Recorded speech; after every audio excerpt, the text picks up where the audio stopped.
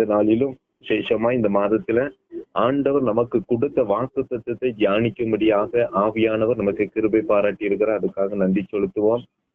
ஏற்கனவே இந்த வருடத்தை ஆண்டு சொல்லியிருக்கிறார், உடன்படிக்கையின் வருடம். உடன்படிக்கையின் வருடம் என்று சொன்னால் அவரும் செயல்படுவார், நாமும் செயல்படணும்.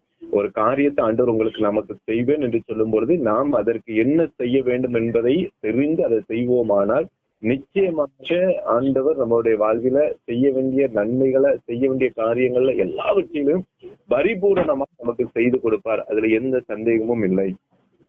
இப்போ நம்முடைய வாழ்க்கையில ஆண்டவர் என்ன உடன்படிக்கை பண்ணுகிறார், என்ன ஒரு காரியம் என்று சொல்லி, என்ன உடன்படிக்கை, அதுல நமக்கு என்ன தரப்போகிறார் என்பதை நாம் தியானிக்கும் பொழுது ஆவியானவர் நம்மளோடு கூட இடைபடுவாராக. எடுத்தவங்க வாசிங்க, உபாகமும் 29வது அதிகாரம் 14வது வசனத்தை வாசிங்க. உபாகமும் 29:14.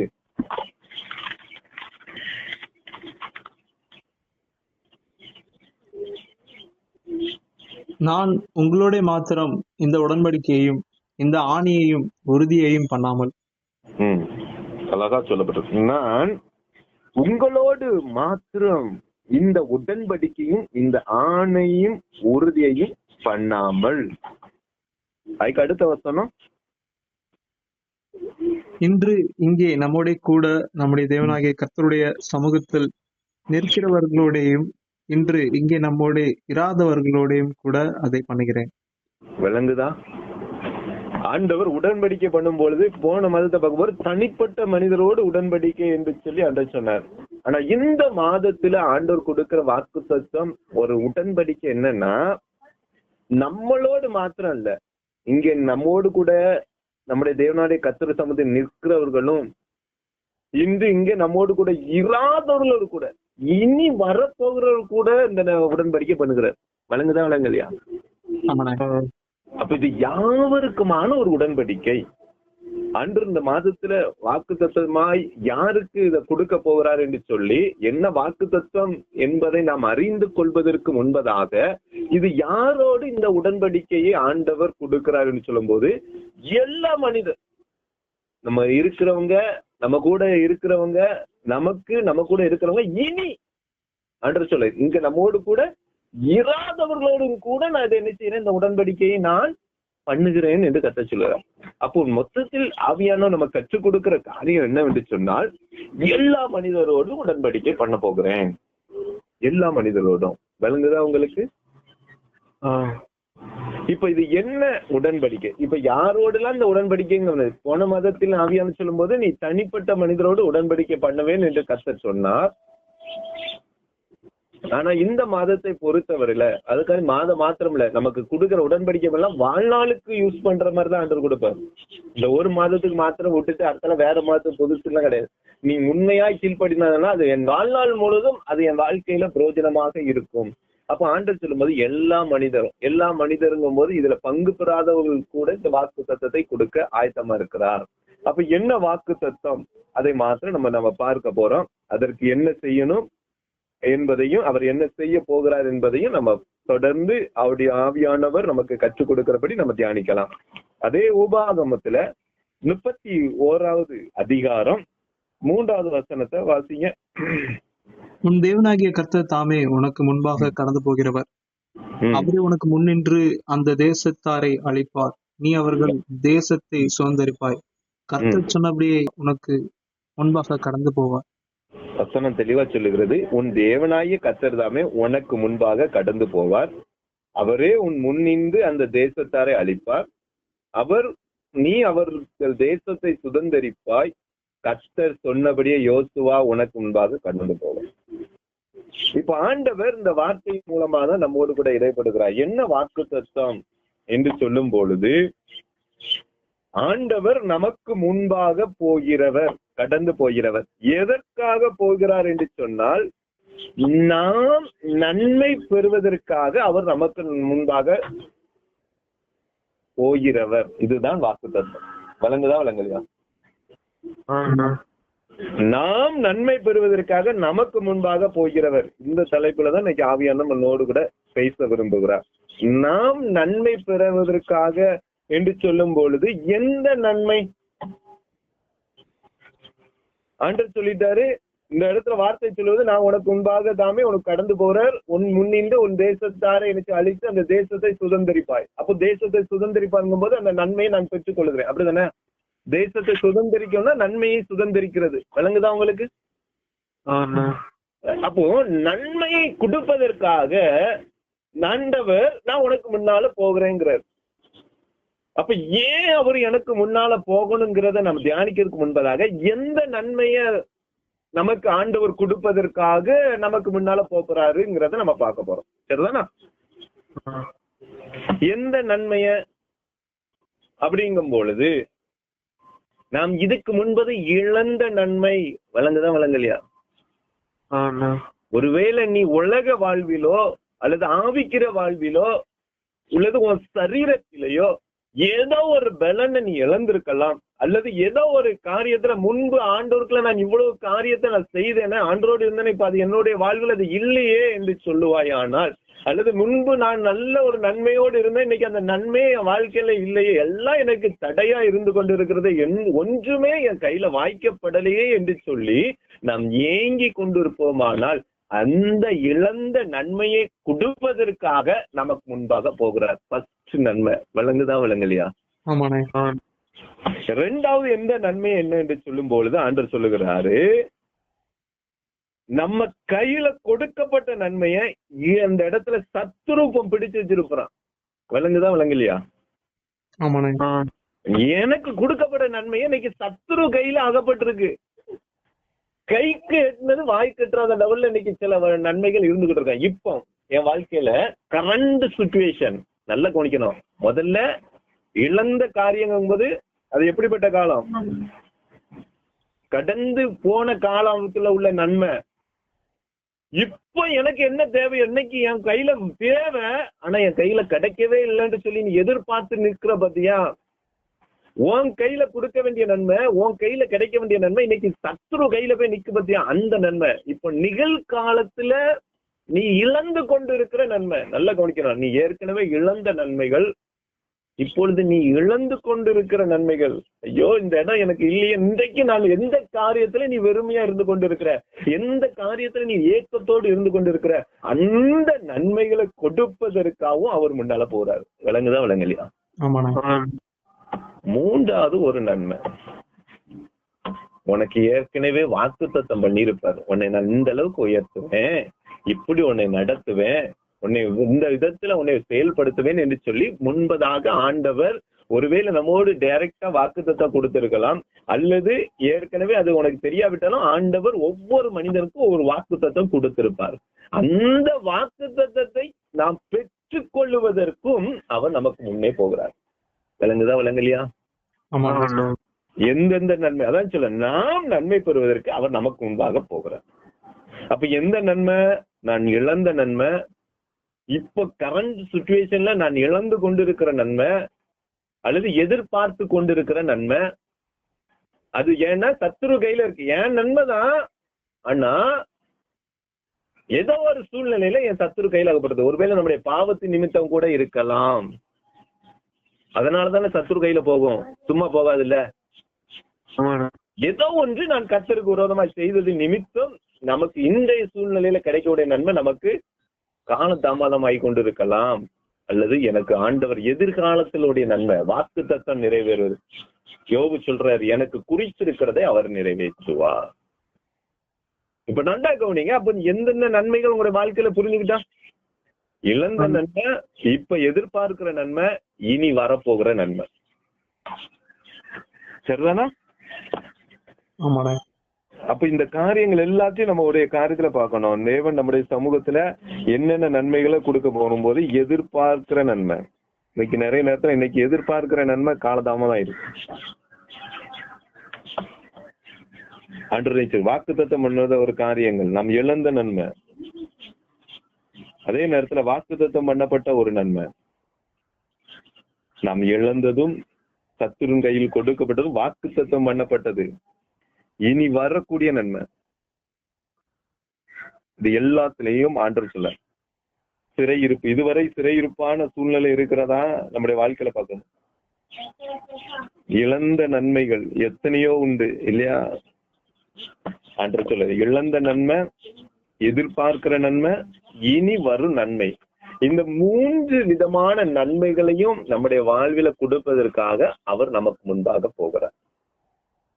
விளங்கிட்டா? உங்களுக்கு புரியுதா? ஒருவேளை பரிசுத்தத்துல இழந்திருக்கலாம், ஆசீர்வாதத்துல இழந்திருக்கலாம், பலன்ல இழந்திருக்கலாம், ஒருவேளை தைரியத்துல நம்ம இழந்திருக்கலாம். இன்னொரு வசனம் கூட வாசிங்களேன். எரேமியா 6ஆம் அதிகாரம் 12ஆம் வசனத்தை வாசிங்க. எரேமியா 6ஆம் அதிகாரம் 12வது வசனம்.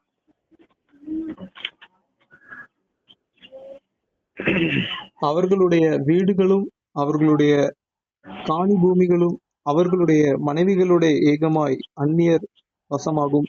என் கையை இந்த தேசத்தின் குடிகளுக்கு விரோதமாக நீட்டுவேன் என்று கர்த்தர் சொல்கிறார். வழங்குதா? ஒருவேளை நம்ம இன்னைக்கு என் நன்மை எல்லாம் சத்துரு கையில கொடுக்கப்பட்டு இருக்கிறதா இன்னைக்கு எதிர்பார்த்துட்டு இருக்கிறேன்.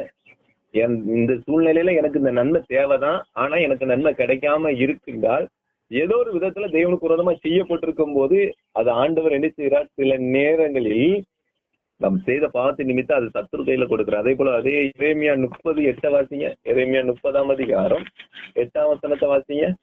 அந்நாளில் நான் அவன் நுகத்தை உன் கழுத்தின் மேல் இராதபடிக்கு உடைத்து உன் கட்டுகளை அறுப்பேன் என்று சேனைகளின் கர்த்தர் சொல்லுகிறார்.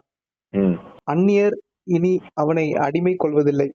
அந்நியர் இனி அவனை அடிமை கொள்ள, அது வரைக்கும் இனி அடிமை கொள்வதில்லைன்னா அந்த அர்த்தம் இது வரைக்கும் என்ன செஞ்சிருந்தாங்க? யார் அடிமை கொண்டுட்டு இருந்தா? புரியுதா? அந்நியர் இனி அடிமை கொள்வதில்லைன்னா இதுக்கு வரைக்கும் அந்நியர் ஏன் காரியங்கள் என்ன செஞ்சாங்க? எல்லா பலன், நான் எவ்வளவு பிரயாசப்பட்டாலும் என் பலனுக்குள்ள இன்னொருத்தர் கையில போயிட்டு இருக்கு. அதான் இன்னைக்கு எதிர்பார்த்துக்கிட்டே இருக்கிறேன் இல்ல அப்படிங்கும் போது அதான் சொல்ல, சத்ருவின் கையில் கொடுக்கப்பட்ட நன்மை என் கையில இருந்து பிடிங்க அங்க கொடுக்கப்பட்டது. அதே போல நீதிமொழிகள் 5ஆம் அதிகாரம் 10ஆம் வசனத்தை வாசிங்க. நீதிமொழிகள் 5ஆம் அதிகாரம் 10ஆம் வசனம்.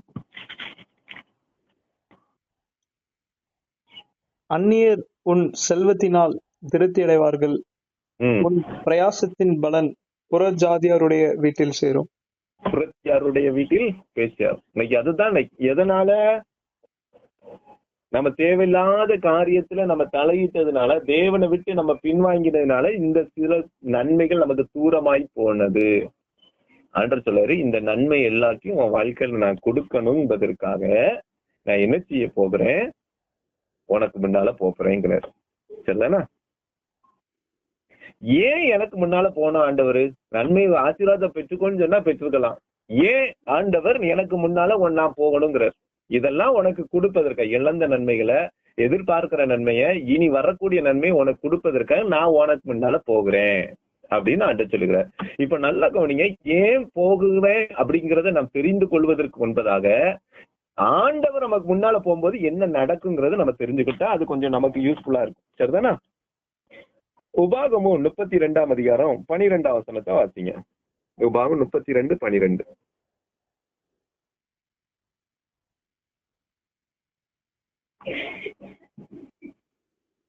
கர்த்தர் ஒருவரே அவனை வழிநடத்தினார், அந்நிய தேவன் அவரோட இருந்ததில்லை.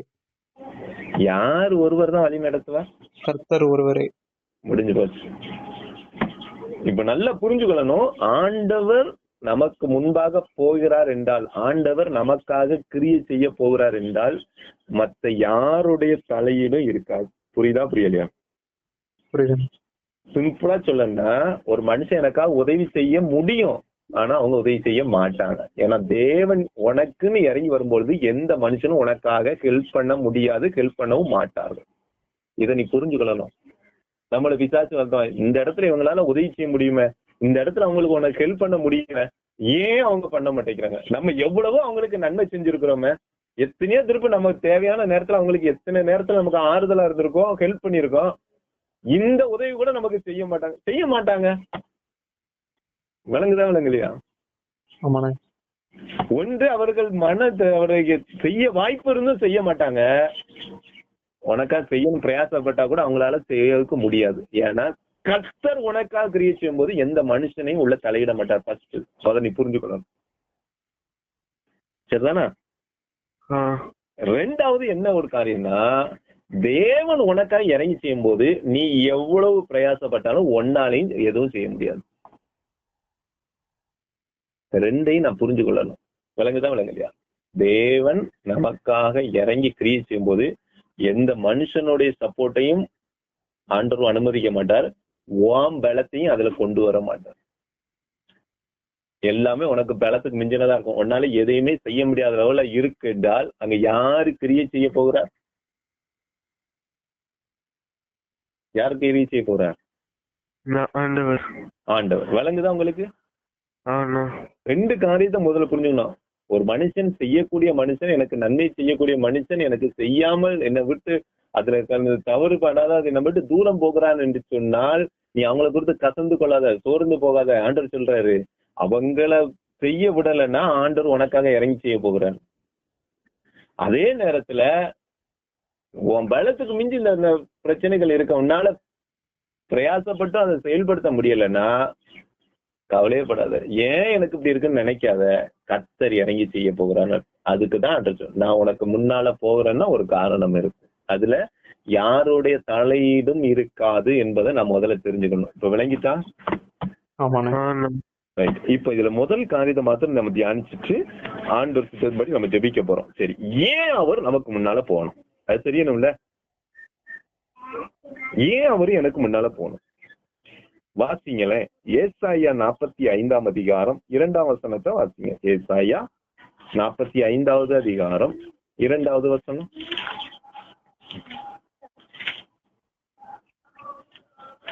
நான் உனக்கு முன்னே போய் கோணலானவைகளை சுவையாக்குவேன்.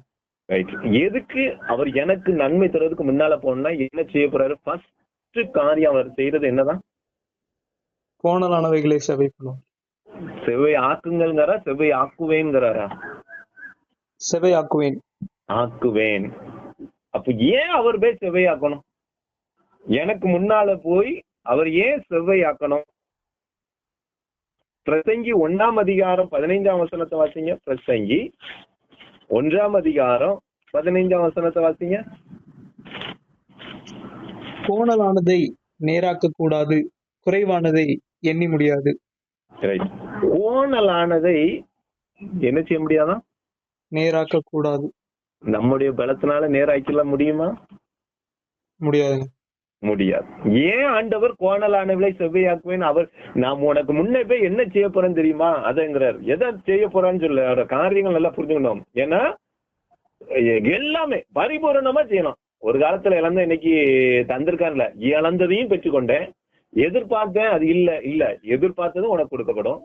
இனி என்ன தரப்போறான்னு தெரியல, எதிர்பார்த்தல இனி என்ன ஆசீர்வாதம் வைத்திருக்கிறாரோ அதையும் சேர்த்து கொடுக்கிற ஒரு நன்மை கொடுக்க போறேன். அதுக்கு நான் செய்ய போறது உனக்கு முன்னால போறேங்கிறாரு. ஆண்டவரே முன்னால போறேங்கிறது இந்த நன்மையெல்லாம் எப்படி கிடைக்கும்? ஃபர்ஸ்ட் நான் உங்களுக்கு செய்யக்கூடியது கோணலானவளை செவ்வையாக்கும்பா அப்படிங்கிறாரு.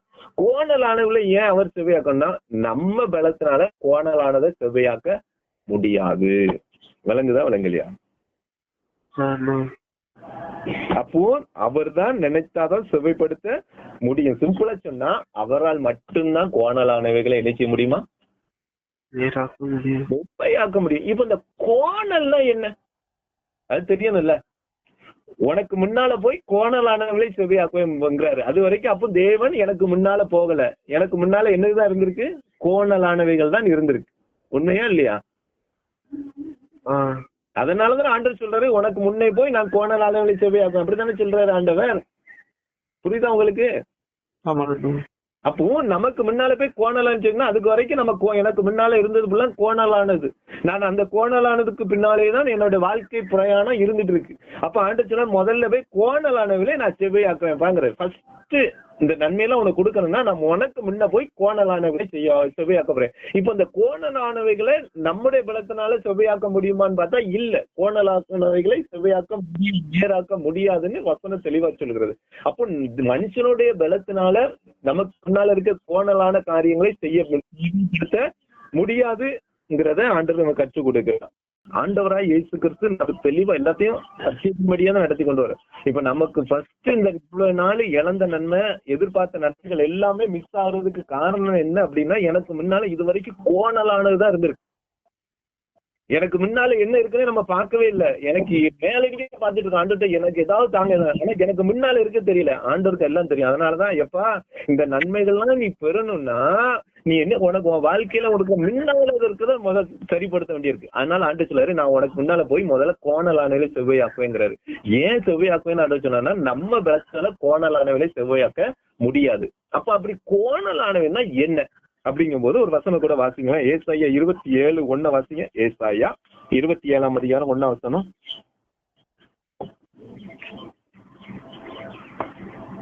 அக்காலத்திலே கர்த்தர் லிவியாதான் என்னும் நீண்ட பாம்பை, லிவியாதான் என்னும் கோணலான சர்ப்பத்தையே கடிதும் பெரிதும் பலத்ததுமான தமது பட்டயத்தால் தண்டிப்பார். சமுத்திரத்தில் இருக்கிற வலு சர்ப்பத்தை கொன்று போடுவார். இப்ப அந்த கோணலானதுன்னா என்னன்னு போட்டிருக்கு? சர்ப்பம். விலங்குதான் உங்களுக்கு? ஆமாண்ணே. அப்போ பிசாசின் கிரியை தான் கோணலானது. இப்ப பிசாசின் கிரியைய நம்முடைய பலத்தினால முறியடிக்க முடியுமா? தேவன் வந்தாதான் முறியடிக்க முடியுமா? தேவன் வந்தாதான் முறியடிக்க முடியும். இப்ப எதுக்கு அடிக்கடி இது வரைக்கும் யோசிச்சு பாருங்களேன், என் நிலைமை எப்படி போயிட்டு இருந்திருக்கோம்? கோணலானவளா இருக்கும். ஒரு நேரம் பரிசுத்தம் இருக்கு, ஒரு நேரத்தை பரிசுத்த குறைவு இருக்கு. ஒரு நேரம் விசுவாசம் இருக்கு, ஒரு நேரம் விசுவாசம் இருக்கு. கோணலா இருக்கும்போது அந்த சர்ப்பத்தை பாத்திருக்கீங்களா? அது நீ படுத்திருக்கும்போது நேரா இருக்கும், போகும்போது பாத்திருக்கீங்களா நேரா இருக்குமா? இருக்காதுங்க. அது உடம்பு இருக்குமா? இருக்காது. இருக்காது. வளைந்து வளைந்துதான் கோணலானவைகளை நேராக்கணும். அது அப்ப ஆண்டவர் டோட்டலா என்ன செய்யுது? எப்பவுமே அது காலத்துக்கு அதுக்கு போகும்போது கோணலானது. எனக்கு முன்னால் அது போயிட்டு இருக்கும்போது அதற்கு பின்னால் இதுவரைக்கும் என்னை ஆளுகை செய்தது, இதுவரைக்கும் என்னை வழி நடத்தினது, இதுவரைக்கும் நான் விரும்பினாலும் விரும்பாவிட்டாலோ எனக்கு முன்னால சென்றது கோணலானவளாகிய கர்த்தருடைய கிரியை. இப்ப முதல்ல ஆண்டவர் சொல்லுது, அந்த கோணலால நான் என்ன செய்றேன்? இன்றைக்கு உன் தலையை நக்கி நேராக்குவேன்னா நான் போறேன்னு அர்த்தம். விளங்குதா விளங்கலையா? புரியுதுண்ணே.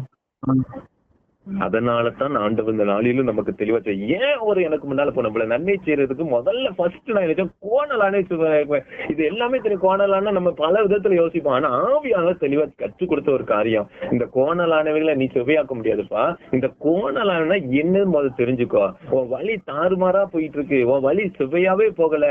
முதல்ல ஒரு காரியத்தை உனக்கு நன்மை இல்லைன்னா உன் வழி நேரா இருக்கான்னு பாரு, செவ்வையா இருக்கான்னு பாரு. கோணலானவையில ஆண்டவர் நேராக்கணும்னா ஆண்டவர் எனக்கு முன்னால போகணும், எனக்கு பின்னே வாங்கினார். இப்ப நான் யார் பின்ன போயிட்டு இருக்கேன்னு பார்க்கணும். அப்ப அந்த கிரியைகளை, சத்ருவினுடைய கிரியைகளை ஆண்டவர் என்ன செய்வார்? முறியடிப்பதற்காக உனக்கு முன்னால போகிறேங்கிறார். ஏன்னா கோணலானவைங்கன்னா என்னது? சர்ப்பம். ஏன்னா பிசாசானவன் பல நேரங்களில் தந்திரத்தால பிடிப்பான். விளங்குதா விளங்கலையா? நீ கரெக்டா தான் போயிட்டு இருக்க. ஏவாள் அப்படிதான் பேச்சு வந்துச்சானா இல்லையா? இதுவரைக்கும் என்னுடைய காரியங்கள் எல்லாத்துலயும் நீ கரெக்டா தான் போயிட்டு இருக்க. ஏன்னா வஞ்சக வார்த்தையில தான் நீங்க பிசாசு அணைகிற வீழ தள்ளி கொண்டு இருக்கிறான். இதுவரைக்கும் எனக்கு முன்பு பிசாசு கோணலான வழியில் நடத்தினான். ஆனா இனிமே ஆண்டவர் என்னை நேரான பாதையில, அவருடைய பாதையில என்ன செய்ய போறாரு? ஆண்டவர் என்னை நடத்த போகிறார். விளங்குதா உங்களுக்கு? அதைத்தான் இன்றைக்கு ஆண்டவர் நம்முடைய வாழ்விலும் தெளிவான ஒரு சத்தியத்தின் மூலமாய் நம்ம கற்றுக் கொடுக்கும். அதோட வார்த்தை தெளிவா இருக்கு. ஏன் அந்த கோணலானவர்களை செவ்வையாக்குகிறாரு? ஏன் இந்த பிசாசு கிரியில அழிக்கிறாருன்னா, சங்கீதம் 125:5 வாசிங்க. சங்கீதம் 165:5. தங்கள் கோணலான வழிகளுக்கு சாய்கிறவர்களை கர்த்தர் அக்கிரமக்காரரோடே போக பண்ணுவார், இஸ்ரவேலருக்கோ சமாதானம் உண்டு. இப்ப கோணலான வழியில போனோம்னா நம்ம நன்மை வருமா? புரியுதா? இப்ப கோணலான வழியில இருந்து நம்மள மாத்தணுமா? மாத்தணும்னா நன்மையை பெற செய்யாது. உண்மைதானா? இப்ப இதுக்காக ஆண்டவர் அந்த கோணலான வழியை மாத்துறாருன்னு தெரிஞ்சுட்டா முதல்ல ஒரு காரியங்கள் அவனை கோணலானவங்களை செவ்வையாக்குவேங்கிறாரு.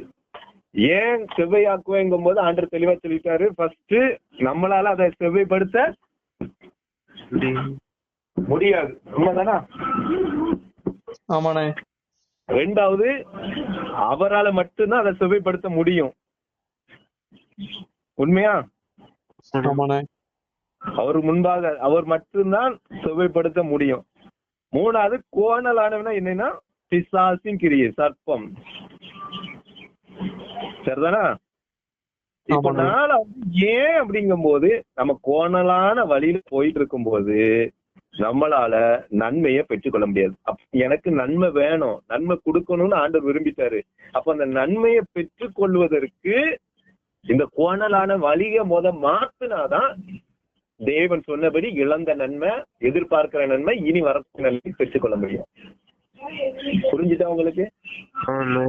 ஆகவேதான் இந்த நாளிலும் ஆண்டு நம்முடைய வாழ்வில கற்றுக் கொடுத்துருவேன். ஃபர்ஸ்ட் எப்பா நான் உனக்கு இந்த மாதத்துல இல்ல இந்தியில இருந்து உனக்கு நான் நன்மையை பெறுவதற்காக, நீ நன்மையை பெறணும்னா நான் உனக்கு முன்னால் போய் தான் ஆக வேண்டியிருக்கு அப்படிங்கிறாரு. அப்ப முதல்ல ஆண்டவர் வந்து சொன்ன மாதிரி வாக்குத்தத்தம் பண்ணணும், உனக்கு நன்மை செய்யறேன்னா அந்த பெற்றுக்கொள்னு சொல்றது இல்ல. என் பிள்ளைகளுக்கு அந்த நன்மை முழுமையா போய் சேரணும்னா சில காரியங்களை செவ்வைப்படுத்த வேண்டியிருக்கு.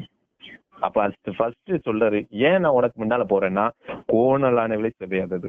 கோணலானவர்களை செவ்வையாக்குவதற்கு ஏன்னா நம்மால அது முடியாது. ரெண்டாவது அதை செவ்வைப்படுத்த தேவனால மட்டும்தான் முடியும். நம்மளால முடியாது, அதை தேவனாலதான் செவ்வைப்படுத்த முடியுங்கிறதுனால சொன்னாரு. கோணலானது என்பது சர்ப்பம், அதன் தந்திரத்தின் வலைகள்ல நம்ம அறியாமலே ஒருவேளை தெரிந்தோ தெரியாமலோ சர்ப்பத்துக்கு பின்னால நம்ம போயிட்டு இருந்த நம்மை மீட்டு எடுப்பதற்காக அதை நசுக்கி, பிசாசின் கிரியைகளை நசுக்கி அவர் நமக்கு முன்பாக போய் வழியை செவ்வைப்படுத்தி நன்மை பெறுவதற்கு எதுவாய் நம்ம நடத்துகிறார். அதற்காகத்தான் ஆண்டவர் நமக்கு முன்னால போறார். இது முதல் காரியம். விளங்கிச்சா இதுல? ஆகவே இந்த நாளிலும் ஆண்டவர் இதனுடைய தொடர்ச்சி இருக்கு. இன்னும் எதற்காகலாம் நமக்கு முன்னால போகிறாருங்கிறத நம்ம பார்க்க போறோம். ஆண்டவர் அதன் தொடர்ச்சியாக நம்மை நடத்துவார். முதல் காரியம், நாம் நன்மை பெறுவதற்கு அவர் நமக்கு முன்பாக போகிறான்னு சொல்லுகிறார். அந்த நன்மை போறதுக்கு ஃபர்ஸ்ட் அவர் முன்ன போய் முதல்ல என்ன செய்கிறார்டா, கோணலானவைகளை செவ்வையாக்குகிறார். கோணலானவைகளை அவரால் மட்டும்தான் செவ்வையாக்க முடியும் என்பதை இன்னைக்கு தெளிவா நம்மோடு கூட பேசியிருக்கிறார். ஆகவே இந்த வார்த்தையின்படி நம்ம ஆண்டோருக்கு கீழ்ப்படிந்து அவர் செவ்வையாக்குவதற்கு நாம் இடம் கொடுப்போம். கர்த்தர் சொன்னபடி அவர் தருகிற நன்மைகளை பரிபூரணமாய் பெற்றுக் கொள்வோம். கர்த்தர் இந்த வார்த்தைகளை ஆசீர்வதிப்பாராக. ஆமென்.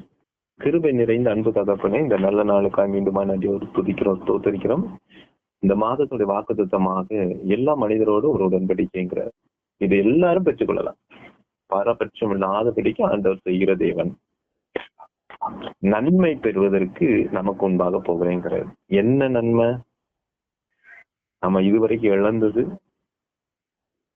நம்ம இதுவரைக்கும் எதிர்பார்த்திருக்கிறது, அதாவது கர்த்தருடைய கையில கொடுக்கப்பட்டிருக்கு. எனக்கு கொடுக்க வேண்டியது அவங்க பிடுங்கி சேர்ந்து சாப்பிட்டுட்டு இருக்கிற ஒரு அனுபவம். அதான் இன்னைக்கு எதிர்பார்த்திருக்கிற நன்மை. மூன்றாவது இனி வரக்கூடிய நன்மை.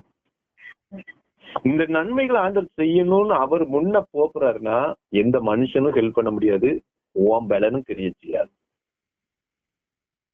அப்ப ஏன் அவர் நமக்கு முன்னால போகிறாரு அப்படிங்கும்போது ஃபர்ஸ்ட் கோணலானதை சபையா ஒரு நன்மைக்கு எது தடையோ அதை நீக்க போறாரு. அதான் இப்ப நன்மை பெறுவதற்கு எதுலாம் தடையோ அதை நீக்குவதற்காக முதல்ல போறாரு. கோணலான சுவை. ஏன்னா கோணலானவைகளை எந்த மனிதனாலும் சுவையாக்க முடியாது, அது இயேசுவால மட்டும்தான் முடியும்.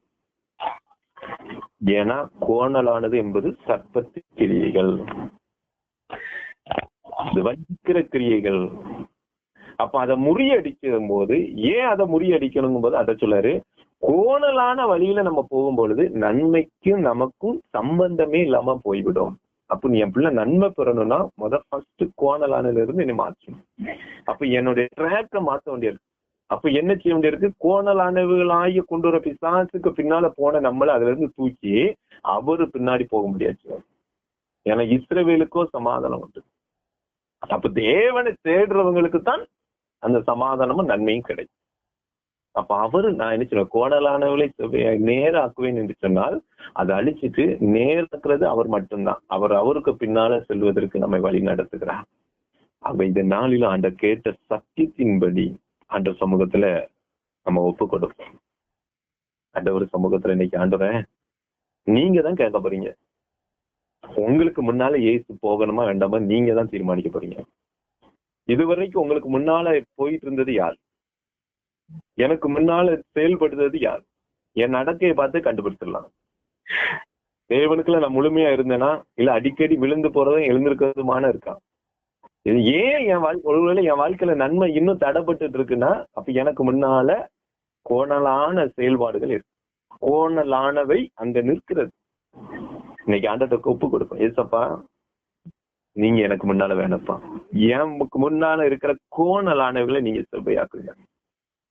என்னை வீழ்த்துவதற்காக ஆண்டோடைய பாதையில தான் சென்று இருந்த ஆதாம் இவளுடைய வாழ்க்கையில கோணலான பாதை உள்ள வந்துச்சு, இடையில தான் வந்துச்சு. ஆண்டுக்கு ஒப்பு கொடுப்போம். நீங்க உண்மையா ஒப்பு கொடுங்க. ஏசப்பா, நான் இடம் கொடுத்தது உண்மைதான், எனக்கு நீங்க செவ்வை ஆக்கிதான் ஆகணும். என் நன்மை நான் பெற்றுக் கொள்ளணும். இந்த பூமியில என் தேவன் எங்களுக்கு எனக்குன்னு வைத்திருக்க நன்மை நான் சுதந்திரத்துக் கொள்ளணும்ப்பா. உங்களுக்கு முன்னால வந்து செவ்வைப்படுத்துங்க டேடி. கேட்போம், கேட்கிற எவனோ பெற்றுக்கொள்ளும். ஆண்டோட கேட்போம். நன்றி பரிசுத்த ஆவியானவரே. இந்த நாள்ல யாரெல்லாம் உங்களுடைய பிள்ளைகள் உண்மையா இந்த வாக்குத்தத்தை என்னுடைய வாழ்க்கையில வேணும் என்று சொல்லி தங்களை முழுவதும் அர்ப்பணித்து என் வாழ்க்கையில இந்த கோணலாலை சுவையாக்க வேண்டும் என்று சொல்லி கேட்கிற பிள்ளைகளுக்கு நீர் இந்த இடத்துல மனம் இறங்குவீராக. ஆண்டவரே, இதுவரைக்கும் என்னுடைய வழியில, கர்த்தருடைய வழியில, மனிதனுடைய வழியில என்னும் கோணலான பாதையில நான் செஞ்சேன்ப்பா. அதுல என்னை எடுத்திருக்கிறதுக்கு ஸ்தோத்திரம். இந்த மாதத்துல அந்த வாக்கின்படி நீ நடத்த போறதுக்கு ஸ்தோத்திரம். ஆண்டவரே, நீர் எங்களுக்காக இவ்வளவு காரியம் செஞ்சிருக்கீங்க, நாங்க அறியாம இருந்துட்டோம்ப்பா. எங்களை மன்னித்து உங்களுடைய சமூகத்துல நிலைநிற்க உதவி செய்யுங்க. எங்க வாழ்க்கையில இருக்கிற, என்னுடைய வாழ்க்கையில இருக்கிற அந்த கோணலான பாதைகள் எல்லாம் செவ்வையாக்கிட்டாங்க. உங்களுடைய மேல உள்ள விசுவாசத்தை பெருக பண்ணுங்க. அடிக்கடி எங்களுக்குள்ள இருக்க அவிசுவாசம், பயங்கள், சந்தேகங்கள், பரிசுத்த குலைச்சல் எல்லாவற்றையும் கொண்டு வந்த கோணலான கிரியைகளை நீர் அழித்து போடும்படி ஆட்சிக்கிறோம். இதை கேட்ட பிள்ளைங்கள், இனி கேட்க போற பிள்ளைங்களுக்கு எல்லாருக்கும் இந்த உடன்படிக்கையின் பலன் கிடைக்க உதவி செய்யும். நாங்கள் விசுவாசிக்கிறோம். என் தகப்பன் எங்களுக்காக யாவையும் செய்து முடிப்பார் என்று சொல்லி அந்த வார்த்தையின்படி எங்களை நடத்துறதுக்காக தொடர்ந்து எங்களுடைய எங்களை அர்ப்பணிக்கிறோம். இன்னும் தொடர்ந்து மக்களை கனி கொடுக்க துதி கன மகிமை எல்லாம் மக்கள் சொல்லுங்க. இயேசு கிறிஸ்துவின் ஜெபிக்கிற எங்கள் ஜீவன்ல நல்ல பிதாவே. ஆமென்.